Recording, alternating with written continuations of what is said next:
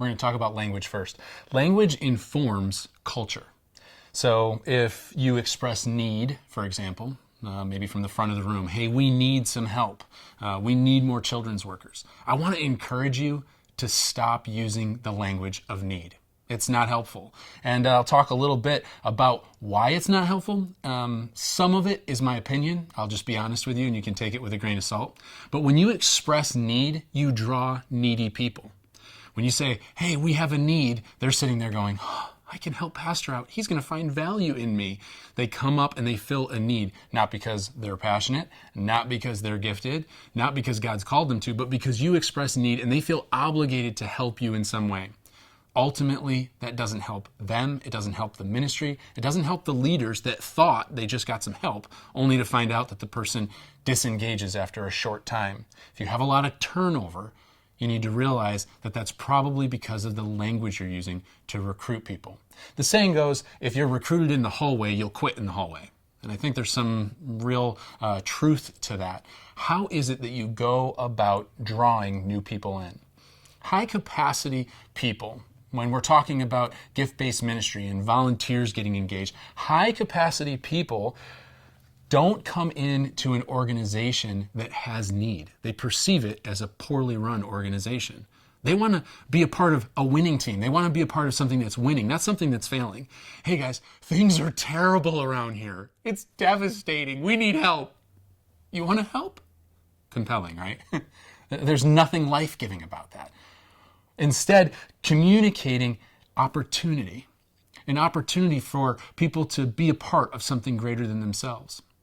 In this current generation and the one behind it, we find that people want to serve because they want to be a part of something greater. They want their one and only life to matter for something. And so they don't care about the pay. They don't care about the hours. It's not about that. It's about being a part of something compelling, something that's changing the world. So you might want to consider how it is that you talk to people when you recruit them. What's the language that you use? Language of opportunity might sound something like this. We have an opportunity for a high capacity person on our team. And as we were talking about who could help out, your name came up several times. And so as somebody that a lot of people have respect for, I knew that I had to have this conversation with you today. Way different than a call from the front of the room saying we have need. Talks about value. Talks about acknowledging the fact that they're a high capacity leader, that others acknowledge their gifting and their passion. And you're asking them to consider something prayerfully.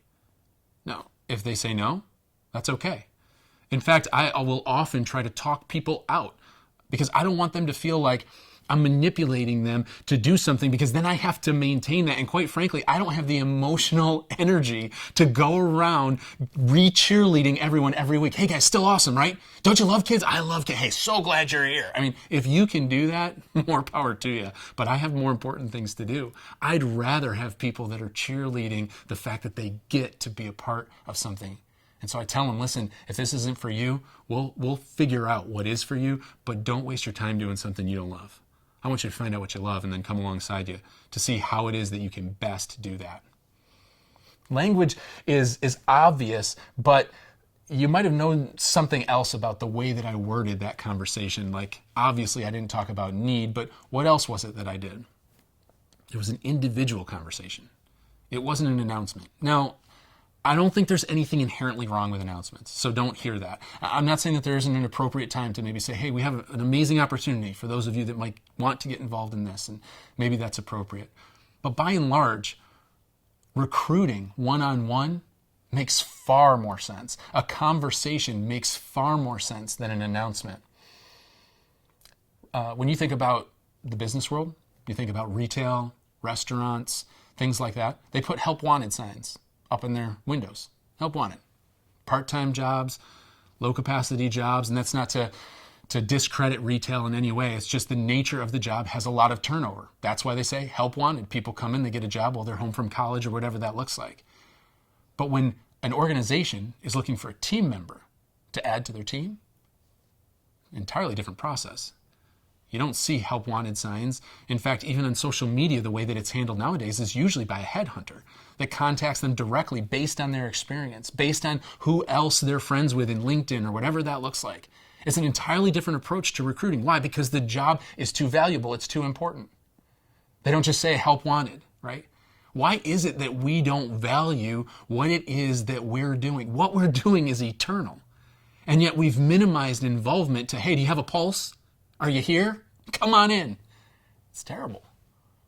Why aren't we increasing the standard of expectation so people can aspire to that? It draws people in. It causes them to be the best version of what God created them to be.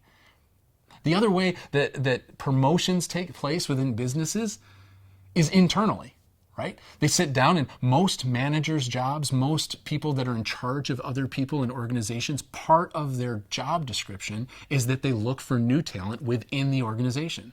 They have conversations internally. Hey, you're outperforming. You're doing a great job. Have you considered this? What does it look like for you to remain part of this company for the next 5 years, next 10 years? I want to challenge you to integrate that language into your church culture, where you're not lowering the standard, but you're actually increasing it. That every person that oversees others has the role and responsibility to be looking for people that are gifted, that are revealing passion that's above and beyond, that are engaging people and having one-on-one conversations to say, hey, what does it look like for you to continue serving here in the next 5, 10 years? It's not sustainable that you as the pastor recruit every single person that comes and volunteers. That is absolutely not what I'm saying, which is what leads to a system, right? There needs to be a system. Otherwise, you are crushed under the responsibility of going and knowing every single person's name, what their possibilities are, and then moving them through this process of development. All too often, I hear in engaging with other pastors and other churches is, I don't have the people, or the people, my people just don't want to serve, or they're just not available, or you don't understand, Claude, it's just not that way where I am. I want to submit to you that what you have is not a people problem, it's a system problem. The system is broken. The way you deal with people is broken when it comes to engaging them in their gift-based ministry. And we're going to talk more practically about what that looks like.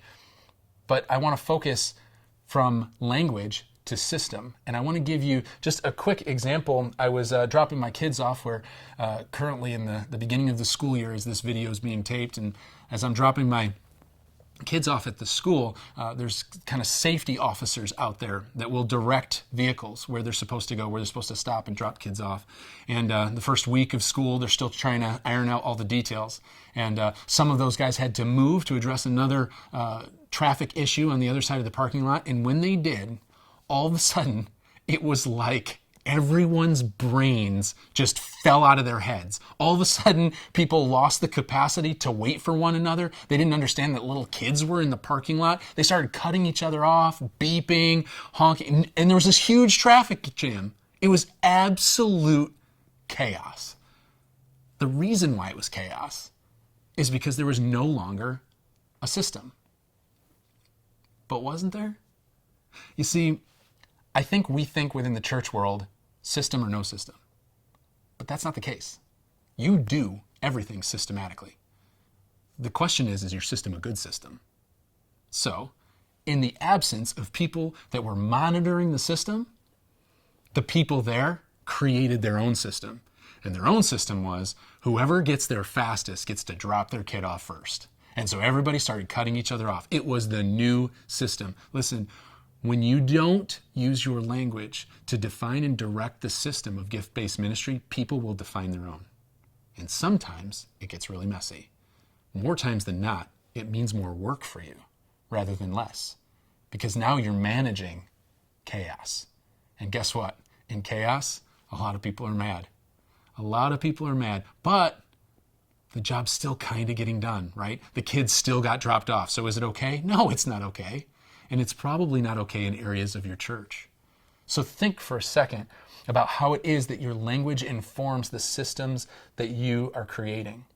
Not only creating, but maintaining.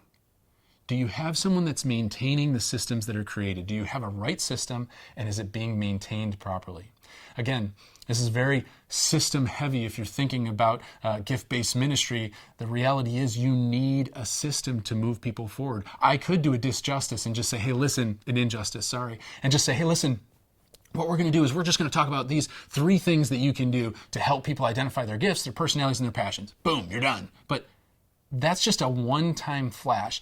What if instead I was saying, let's create a system that will help you maintain an environment where people are continually raised up and released into what God's called them to do for as long as you're at your church?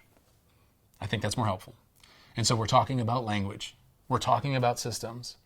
It's not a silver bullet. You will always have to work on this. You will always come back to the system and tweak it. You'll always have to look at the people that are part of the system and say, hey, is this still working?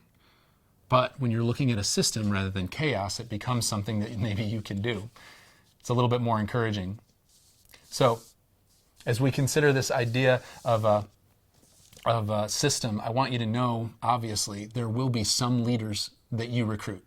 There will be some that you sit down with and you have a one-on-one conversation with, and you recruit them intentionally to fill a certain role. And I would, like I said, encourage you to maybe try to talk them out of it. Recruiting everyone is not sustainable. You have to get to a place where not only people and individuals are taking on this responsibility within your ministries, as I've already talked about, but there's another part of this that can start to offload the responsibility so it doesn't kind of break your back or break the backs of the people that are serving with you. It's really not that complicated of an illustration. If you've ever been on the thruway or any type of highway, you're going down the road and there's an exit, right? It's clearly marked. You know what exit this is. It says it everywhere for miles in advance. You have plenty of time to think about it. Most times you have a GPS that's telling you the exit's coming in 1 mile or whatever that looks like. So you know where to get off. You've mapped out your decision in advance and you get off there because it's available. It's clearly marked. The off-ramp is maintained by a plow if you live in New York, especially upstate. It's maintained. So let's think about that for a second. What does that look like in the church environment to say, hey, if we're a gift-based ministry, do we clearly communicate what the on-ramps are? Do we clearly communicate what the off-ramps are? Is there signage? And I don't just mean physical signage. I mean clarity around how it is that they can engage. The spots that make sense. It would not be helpful if you came around a bend and all of a sudden it was like, boom, exit right there. No sign in advance. You couldn't be ready. Quick, you getting off? You getting off? Like, you'd be furious. It would be chaos. People would get into accidents. It'd be messy. But some of our churches function that way. Hey, here's an opportunity. You ready? Do it. Do it. Now. Get off. So I want to encourage you to consider what it looks like to communicate opportunities, to provide clarity around the opportunities that are there, and to maintain those opportunities so that people have access to them on an ongoing basis. In fact, we'll talk more specifically about that in the next video.